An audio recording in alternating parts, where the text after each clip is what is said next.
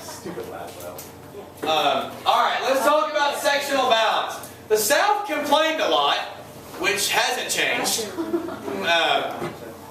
But they had a lot of things going for them. While Zachary Taylor was a Whig, he was a Southerner in Louisiana.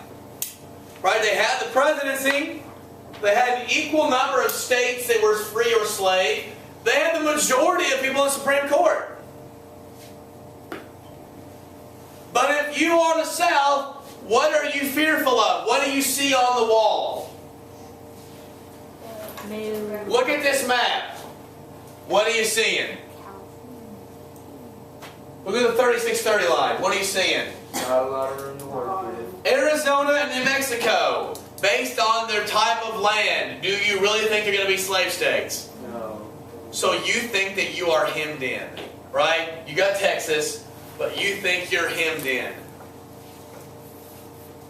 And Southerners were beginning to fear a tip of the balance of sectionalism, right? And so they start reacting even more harshly towards the North. And in response, the North acts harshly, and we start to really, everyone's putting their gloves up in the air. And after the 1850 Compromise, which we'll get to tomorrow at the beginning of class, we're going to get to some real hatred starting to ferment between the two sides, right? And you need to understand that this sectional hatred is obviously the key to understanding the Civil War starting and understanding the tension when it comes to slave and territories. Because you're playing, this is an end game, right? This is a big, winner-take-all type of scenario.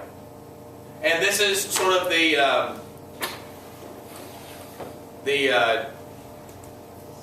stage that's set, leading and moving us towards the Civil War. You know, look at this. This is 5 pages of outlines, and this is over 12 years. I mean, we've had 4 pages of outlines before that have covered 90 years, right? This is 5 pages of outlines that's covering a 12-year period.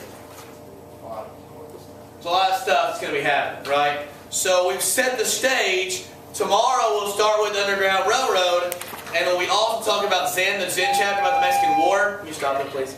Cargo direction for an afternoon.